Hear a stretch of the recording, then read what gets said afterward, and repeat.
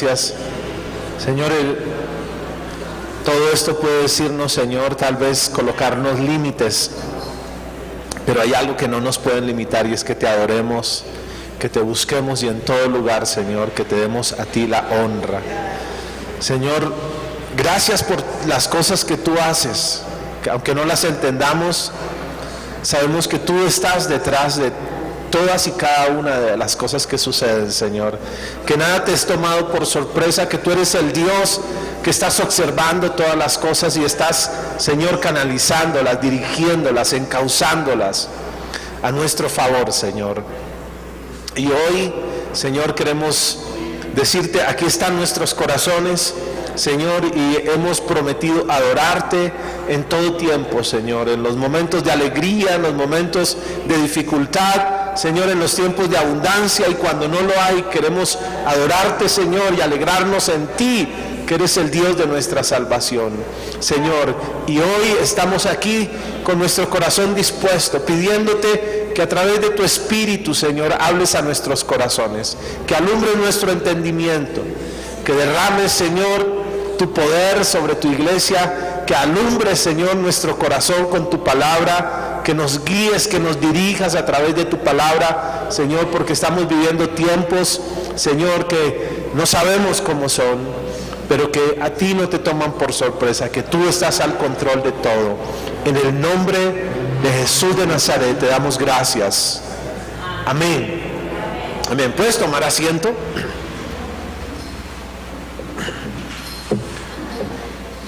Y esta mañana, mientras estaba mirando algunas de mis notas, dejé ahí el computador abierto y mi esposa me decía, ¿por qué no le cambias el mensaje a la palabra que vas a dar hoy? Le cambias el título. Hoy es un día de celebración, ¿cierto? Y sí, hoy es un día de celebración. Pero quiero compartirles algo que yo creo que es importante que nosotros lo entendamos.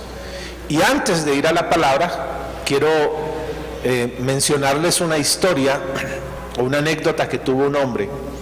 No sé si ustedes se han dado cuenta que hay lugares donde existen unas variedades de mariposas extraordinarias. Si ustedes han tenido la oportunidad de ver, hay unas mariposas bellísimas. Dentro de esas variedades de mariposas hay una que en algún lugar brota de una oruga, o sea, hay una oruga, y de esa oruga ella viene como de un capullo, y la oruga hace un tremendo trabajo para salirse de allí. O sea, es un esfuerzo que cuando uno ve la oruga tratando de salir de allí, uno cree que se va a reventar, se va a morir del esfuerzo que hace. Y un muchacho, viendo eso, le dio pesar, y entonces quiso ayudarle a la oruga, y entonces empezó a sacarla de la bolsita, y empezó a sacarla para que la oruga no sufriera. Y entonces la oruga fácilmente salió, y cuando fueron a salir sus alas, entonces sus alas no las podía mover, y finalmente la oruga quedó como una oruga enferma, no se pudo desarrollar. Entonces el muchacho se puso a pensar y dijo, yo pensé que le estaba ayudando a la oruga, y ahora resulta que el resto de vida que va a tener esa mariposa, pues es una mariposa lisiada porque no la dejé desarrollarse. Entonces, esas orugas necesitan hacer un esfuerzo para que sus alas se embellezcan, se fortalezcan, y entonces los paisajes son adornados por la belleza de esas mariposas, pero vienen de un proceso de dolor. Entonces, muchas de las cosas que Dios ha hecho son muy similares, y es importante que nosotros podamos entender también esto en nuestras vidas, porque creo que nadie levanta la mano en un momento de dificultad, o si viene algo difícil, nadie dice yo quiero, ¿cierto? Si viene una situación, o si se sabe que viene una situación difícil, nadie dice denme a mí, ¿cierto? Nadie quiere repetir y nadie quiere pedir turno para que le llegue una situación difícil, pero las situaciones difíciles llegan, es inevitable que lleguen. Ahora, lo que sí necesitamos aprender nosotros es por qué Dios, un Dios tan bueno, permite situaciones difíciles a gente buena, ¿cierto? Porque si sufren los males uno dice, pues por malo, pero que la gente buena tenga que sufrir parece injusto, ¿cierto? Hace años, hace tal vez un poco más de 20 años, leí un libro del doctor James Dobson que decía, cuando lo que Dios hace no tiene sentido. No sé si alguno de ustedes algún día lo leyó, pero hablaba de situaciones de personas que no se podían explicar, y uno decía, ¿por qué a gente tan buena le tienen que pasar cosas malas? Pero detrás de eso se veía a un Dios que, aunque no diera explicaciones, finalmente obraba para bien. Y esto es lo que yo quiero compartirles en este día. Creo que esta pandemia ha cambiado tremendamente todo, hasta la forma en que predicamos. Si hay algunos que se les ha afectado completamente su mensaje, son los que hablaban de prosperidad, ¿cierto? De que todo era éxito. En este tiempo ya no los invitan a ninguna parte, entonces se les dañó su repertorio. Pero tenemos que volver a la palabra, y en la palabra nos encontramos que Dios sigue siendo el mismo, y que especialmente en los tiempos en los que no tenemos respuestas, Dios sí tiene respuestas. Amén. Entonces vamos a mirar algunas cosas aquí en el libro de Primera de Pedro, en el capítulo 5. Vamos a mirar aquí en Primera de Pedro capítulo 5 y el verso 6. Vamos a mirar algunas cosas y vamos a entender con esto también algunos textos que empiezan a tener sentido cuando nos damos cuenta de esto. A veces somos nosotros como cristianos muy hábiles en sacar textos del contexto. O sea, tomamos un versículo y nos apoyamos en ese versículo sin entender lo que el texto quiere decir. Y es muy importante que nosotros entendamos. Yo creo que esta es una de las cosas que vamos a lograr en este día: encontrar el contenido del texto y la importancia de ese texto para nosotros en este día. Primera de Pedro capítulo 5, verso 6 dice: humillaos pues bajo la poderosa mano de Dios, para que Él os exalte cuando fuere tiempo. Se lo repito: humillaos pues bajo la poderosa mano de Dios, para que Él os exalte cuando fuere tiempo. Cuando era niño, mi abuela me estaba enseñando a hacer una torta, y yo estaba feliz de hacer esa torta. Entonces agarramos la masa, o sea, agarramos la harina, los huevos, todas esas cosas, y empezamos a hacerle allí. Y cuando ya teníamos la masa, yo pensé que eso era así, con la masa listo. Entonces ella, no, hay que poner el horno, y hay que poner el horno a cierta temperatura. Y yo decía, pero ya está, no, hay que dejar que suba la temperatura. Yo estaba ansioso por eso.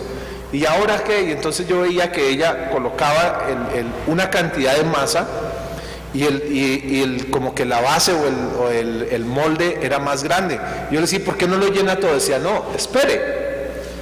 Yo estaba ansioso por querer comerme mi torta. O sea, me encantaban las tortas, pero comerme la torta que yo estaba preparando tenía más mérito. Así que ella metió el molde al horno, y cuando lo metió, yo le decía, ya, ya. Ella me decía, espérese. Pasaban 5 minutos, ya, espérese. Y entonces, mientras ella salía para el baño, yo agarraba y abría la puerta de eso, y resulta que la torta no me creció. Y ella decía, ¿qué pasó? Y ella decía, ¿seguro usted abrió la puerta? ¡No! ¿Usted abrió el horno? ¡No! Es que no hay explicación. Y finalmente la torta se dañó porque yo estaba tratando de meter la mano antes de tiempo. Creo que algunas cosas suceden así con Dios, y de eso se trata. Dice, humillaos pues bajo la poderosa mano de Dios.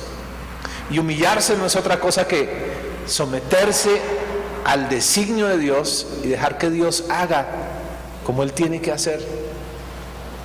Dios sabe cuándo la torta está lista, pero uno quiere meter la mano, uno quiere ser parte de todo eso, y no dejamos que Dios sea. Y dice que nos humillemos bajo la poderosa mano de Dios para que Él nos exalte. ¿Cuándo? Cuando sea el tiempo. Y a veces uno cree que lo que uno está viviendo, ya, Señor, ya está bien. suficiente. Ya, una semana es suficiente, un mes es suficiente, un año es suficiente. Pero, ¿quién sabe el tiempo? Dios sabe el tiempo. Y dice entonces aquí, ¿qué es lo que nosotros tenemos que hacer mientras ese tiempo llega? Echando toda ansiedad sobre Él. ¿Qué es lo que tenemos que hacer? ¿Cuántos se han sentido ansiosos? Todos, ¿cierto? ¿Cuántos de ustedes tenían por ahí un paseíto que quedó olvidado, ¿cierto? ¿Cuántos tenían un plan por ahí de hacer algo y todo quedó olvidado? Una visita, ¿cierto? Una visita a alguien y no, ahorita, echando toda vuestra ansiedad sobre Él, porque Él tiene cuidado de nosotros. Y dice el verso 8, sean sobrios y velen, porque su adversario el diablo, como león rugiente, anda buscando ¿a quién? ¿A quién devorar? No sé si ustedes se han dado cuenta, pero en esos documentales que uno puede ver por internet o por televisión, los leones están tratando de atrapar sus presas.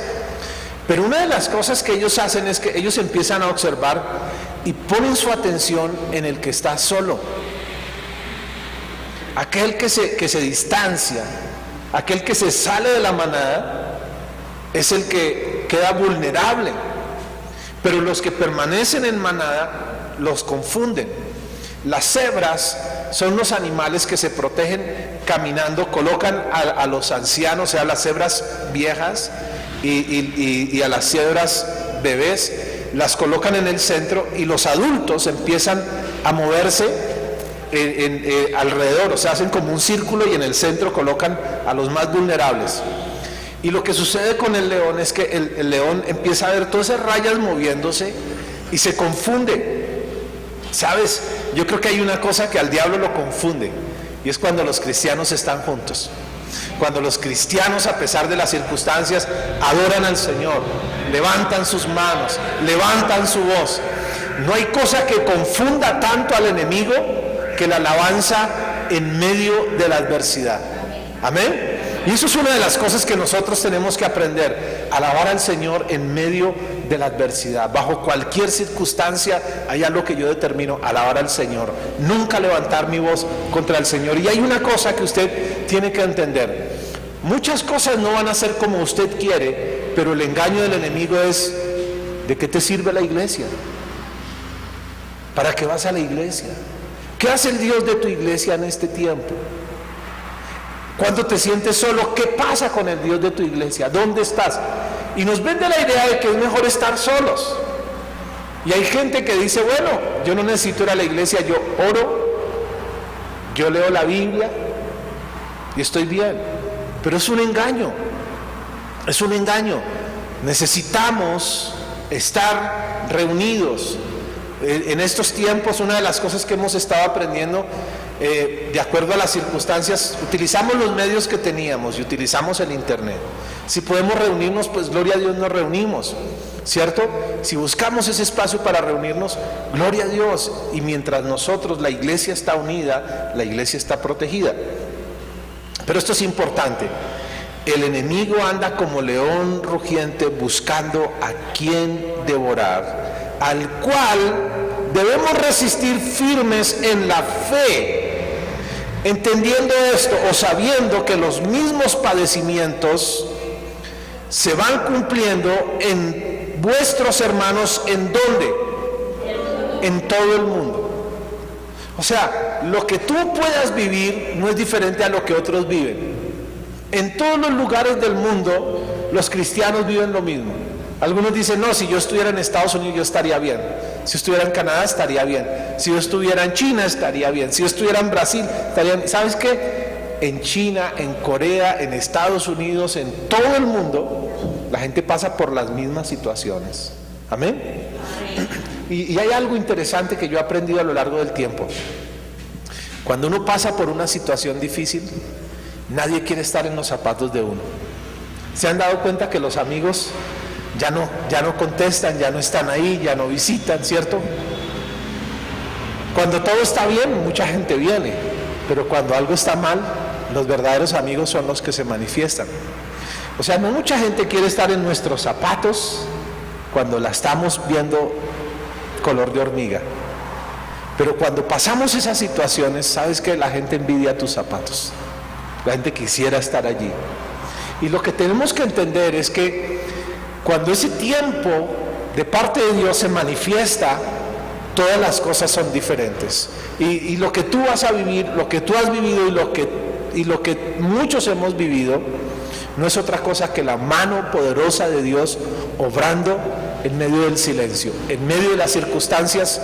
Dios está obrando. ¿Por qué no haces una cosa? Miras a la persona que está atrás de ti o al lado tuyo y le dices: yo estoy seguro de eso. Dile: yo estoy seguro de eso. Y dile: lo que tú vives no es diferente a lo que yo vivo. Pero dile: pero en todas ellas está el Señor con nosotros. En todas ellas está el Señor con nosotros. Amén.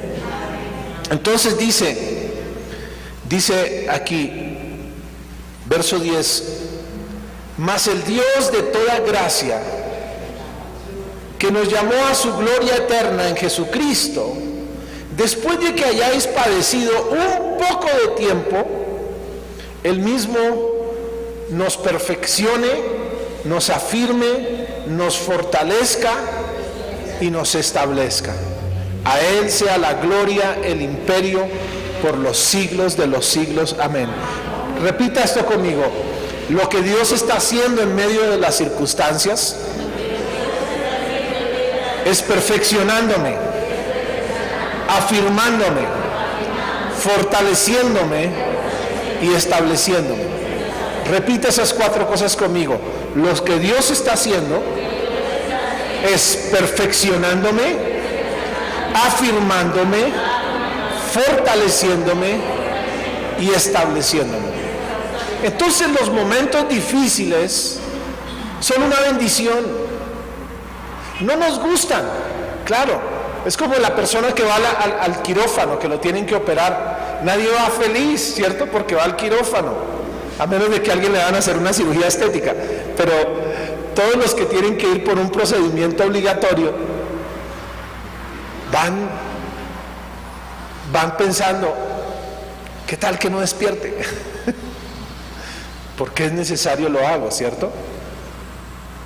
Pero el final de esto es un final que va a favorecer a la persona que pasa por allí. Entonces, es importante que mantengamos esto en mente. Ahora vamos a mirar en el libro de Lucas, capítulo 22. Porque si bien aquí lo menciona Pedro, Lucas capítulo 22 y verso 31. Lucas capítulo 22, verso 31.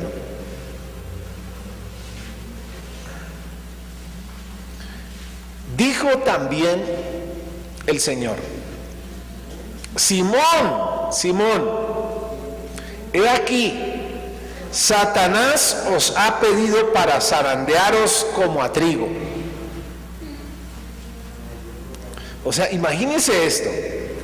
El Señor se lo está diciendo. ¿Usted cree que el Señor está jugando con esto? No, el Señor le está anticipando lo que viene. Le está diciendo: mire, Pedro, el diablo está pidiéndole permiso a Dios para zarandearlo a usted como trigo. Y si usted alguna vez se ha dado cuenta cómo se zarandea el trigo, el propósito de zarandear el trigo es separar la cascarita del fruto, ¿cierto? Y no es un proceso fácil. A veces en medio de esa zaranda hay que golpear el trigo para que suelte la cascarita, porque la cascarita no se come, ¿cierto? Lo que se come es el trigo, pero hay que golpearlo, hay que zarandearlo. Imagínense la impresión de Pedro diciendo: ¿cómo así? Yo no he hecho nada malo. Pero, y mira, y esto es esto, porque hay otra versión, dice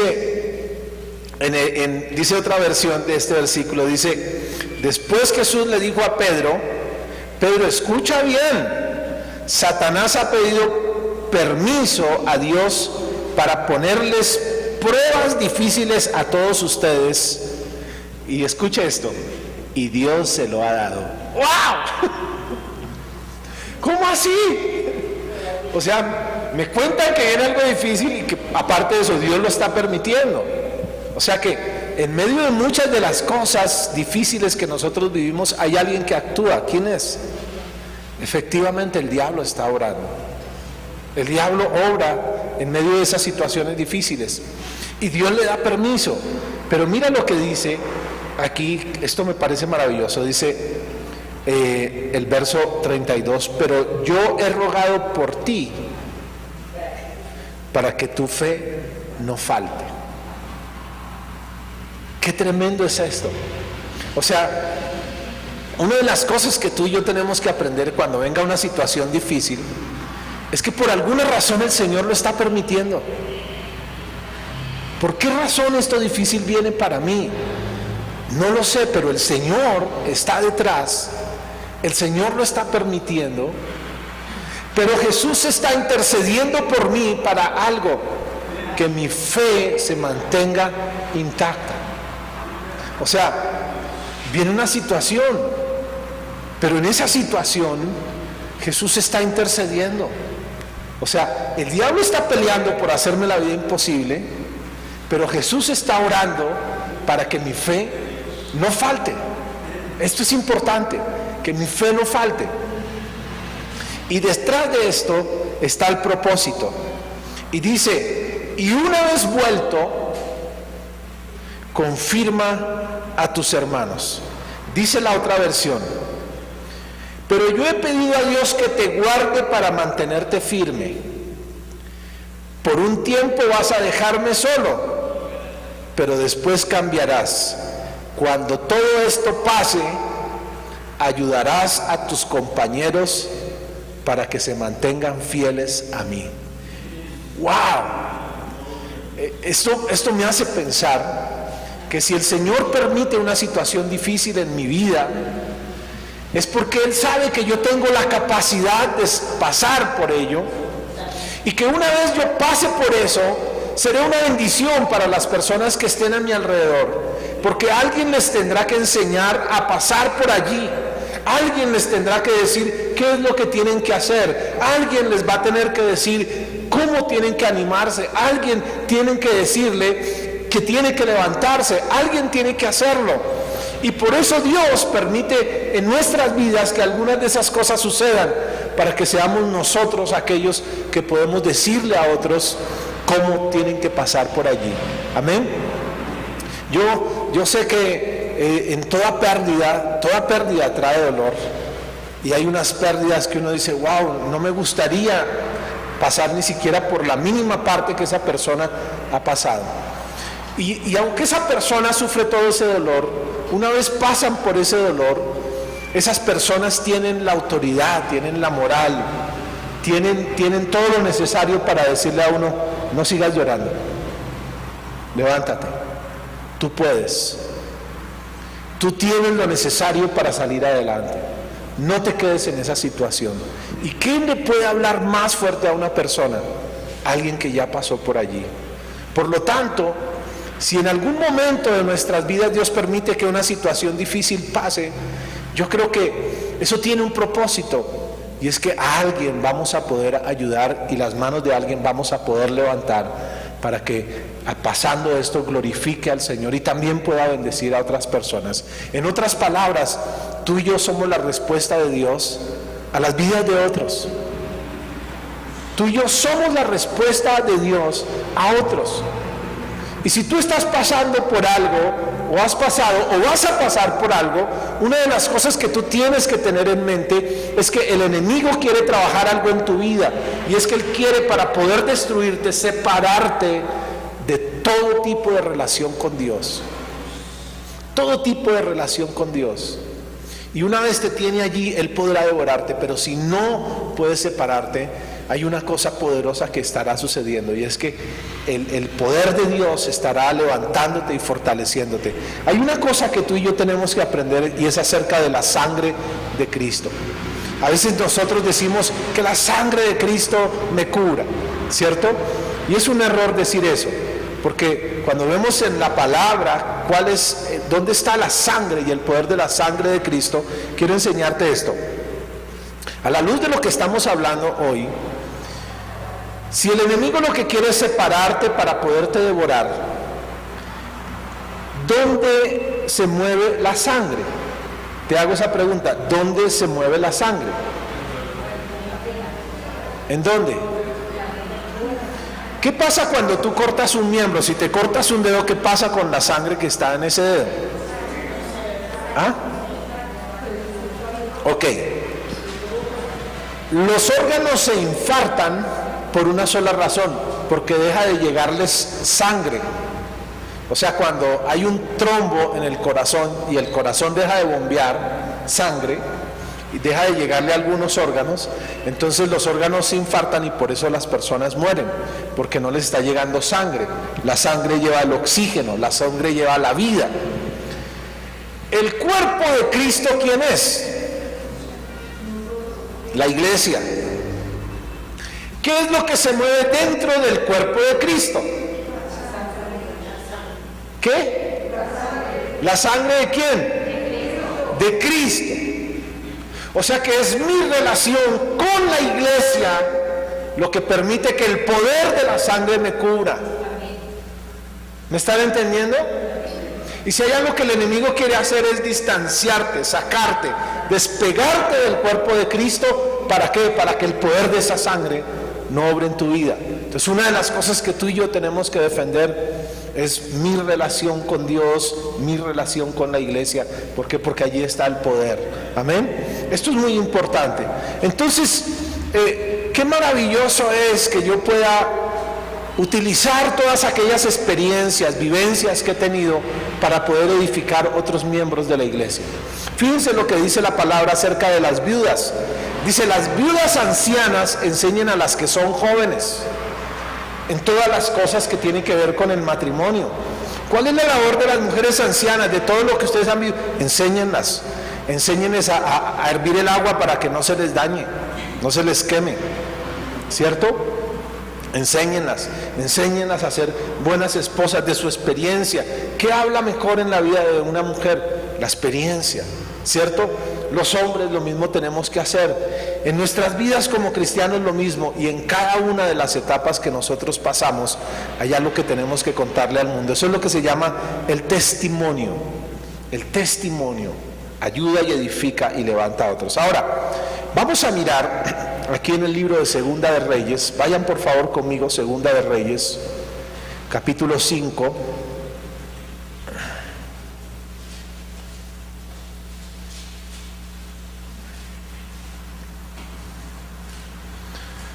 Segunda de Reyes, capítulo 5. Y el verso 8. Vamos a mirar aquí algo interesante. Este pasaje me llama la atención porque Dios siempre utilizará cualquier situación para obrar su propósito. Y creo que los propósitos de Dios son buenos. ¿Cuántos dicen amén a eso? Amén. ¿Cuántos creen que la voluntad de Dios es buena, agradable y perfecta? Amén.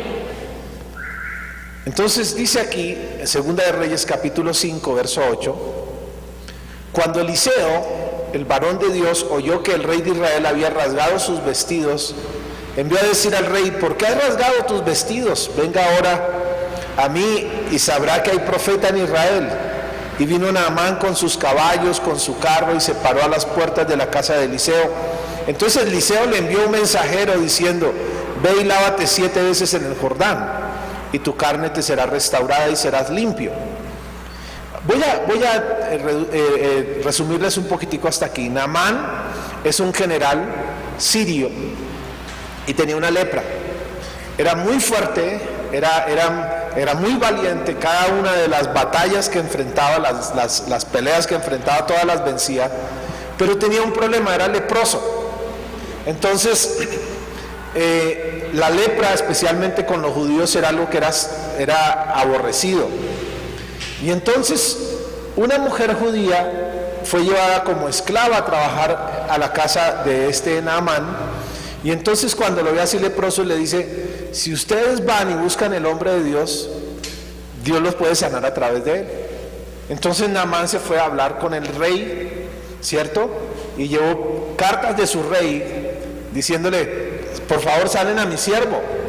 Cuando él llegó con esas cartas, el rey se ofendió y dijo: ¿y usted qué cree, que yo soy Dios para hacer eso? Entonces viene el profeta Eliseo y le dice: ¿por qué se ofende el rey? Más bien, traiga a ese hombre a mí y se va a dar cuenta que hay Dios en Israel. Entonces viene este hombre, y cuando él va de camino, lo que hace el profeta es que no atiende al general, sino que le manda a un siervo. Ahora, mira lo siguiente. Nosotros no entendemos mucho esto porque, ¿cuántos han estado aquí en el ejército? De los que están aquí, ¿cuántos han pasado por el ejército? Ok, cuando uno pasa por el ejército uno se da cuenta de algo, y es que todo aquel que tiene un emblema, o que tiene una insignia, o que tiene algo que le dé una condición superior, lo pone superior de todas las personas. O sea que si alguien es un teniente, no habla con gente de ahí para abajo, hablas con gente de ahí hacia arriba. Si es un coronel, lo mismo, pero si es un general, el general es la máxima, ¿sí? Es el máximo lugar, podríamos decir, dentro de esto. Entonces, ese general espera es hablar con gente a su nivel, y le sale un siervo, un esclavo, y le dice: ¿sabe qué dice el profeta? Que vaya y se bañe en el Jordán. Y entonces aquí dice, entonces Eliseo le envió un mensajero diciendo: ve y lávate 7 veces en el Jordán, y tu carne será restaurada y serás limpio. Naamán se fue enojado diciendo, ¿ya entienden por qué se enojó? ¿Y usted qué cree, que me va a mandar a mí que me atienda un esclavo?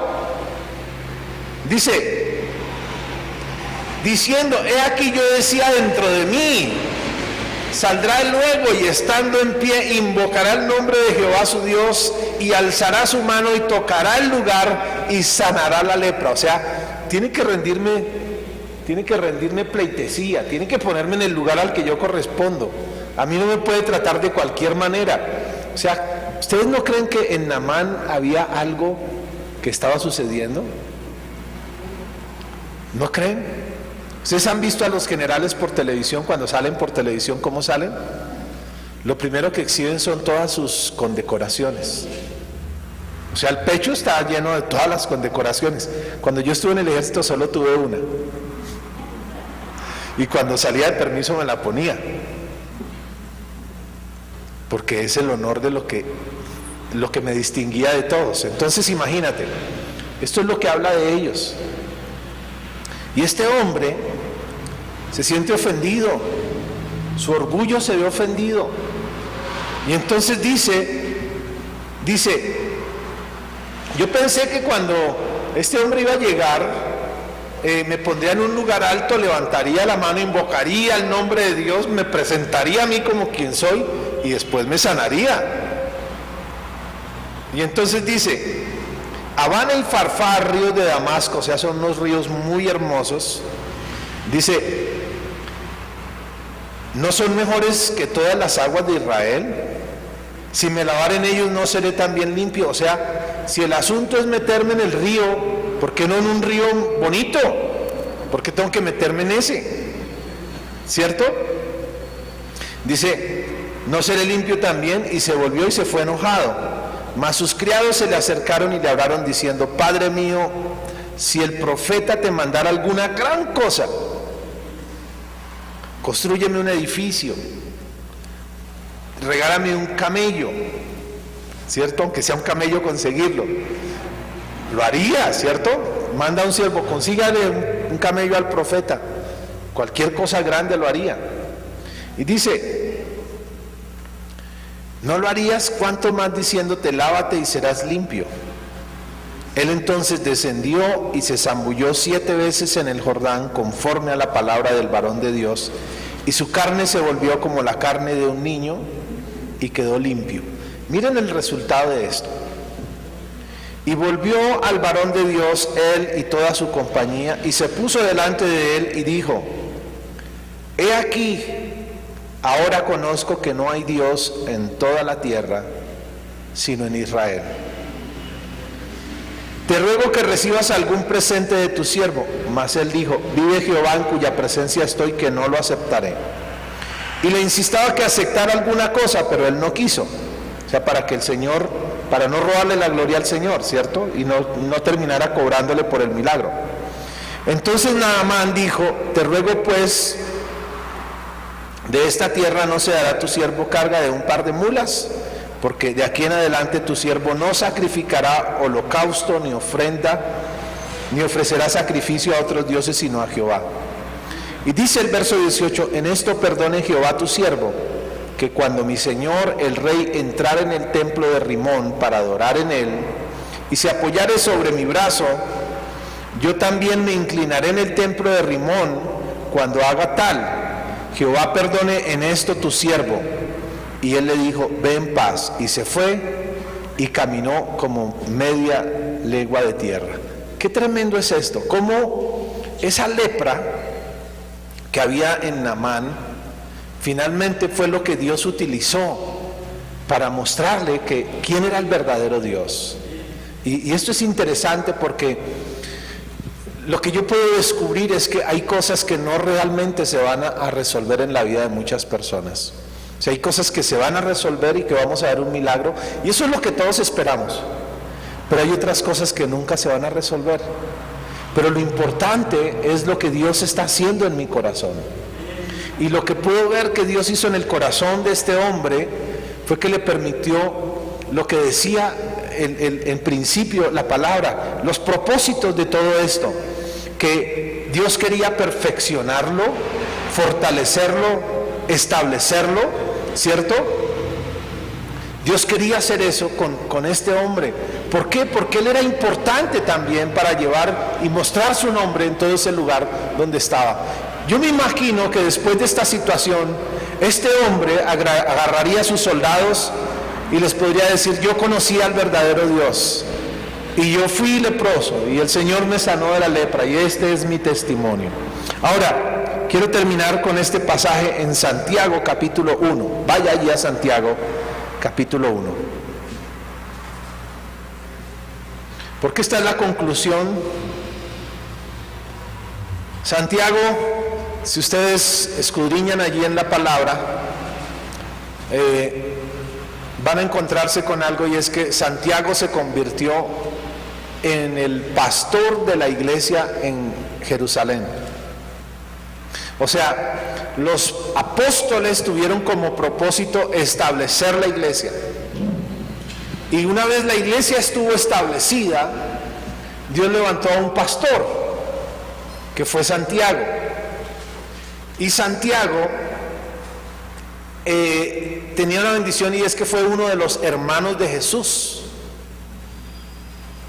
Y los apóstoles que comenzaron la iglesia luego se sometieron al liderazgo de Santiago. Esto es interesante, ¿cierto?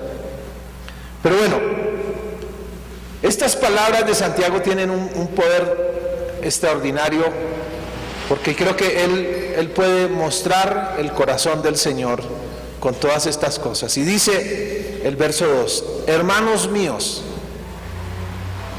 tengan por sumo gozo cuando se hallen en diversas pruebas. ¿Tengan qué?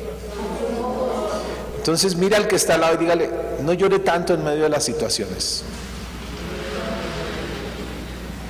Dígale, aunque usted no sepa lo que está pasando, alégrese, gócese.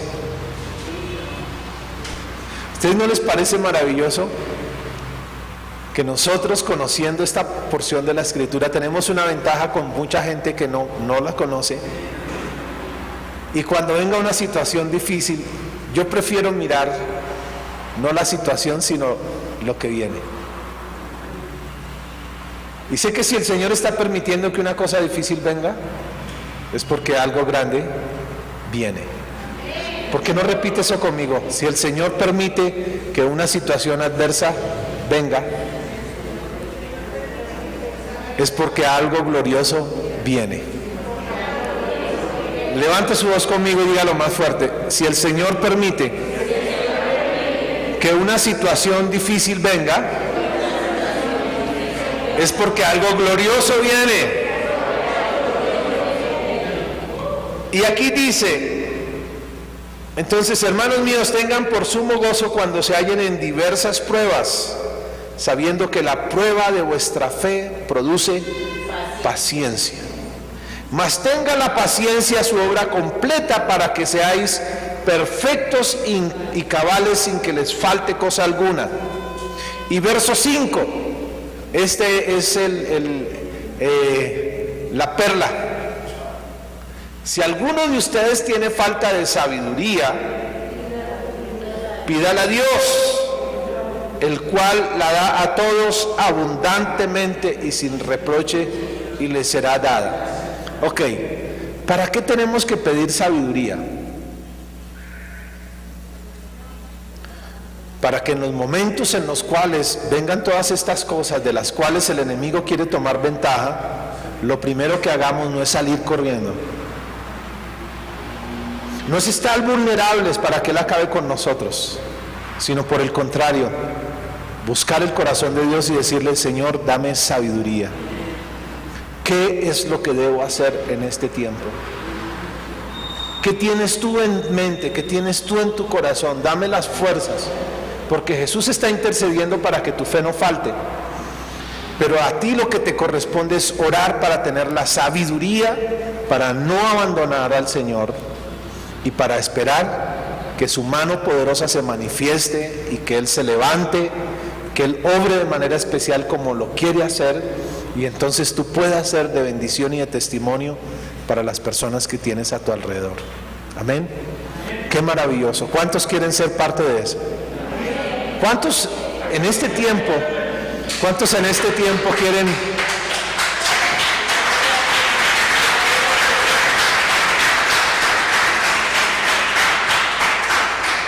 ¿Cuántos en este tiempo quieren decirle: Señor, yo necesito sabiduría? ¿Ustedes no creen que los días en que estamos viviendo, miren, Dios está obrando con todos? Dios está obrando con cada uno de nosotros. O sea, no hay uno que el Señor diga: ay, yo estaba trabajando con este y este se me salió, ¿ahora qué hago? No, Dios está al control absolutamente de todo. Dios se ríe del diablo. El diablo cree que va a ganar, que va a salir, que se va a salir con la suya, y Dios se ríe. Dios sencillamente dice: te vas a dar cuenta de lo que voy a hacer.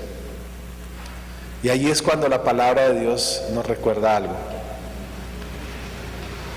Cosas que ojo no vio, ni oído yo, ni han subido al corazón del hombre, son las que Dios ha preparado para quienes.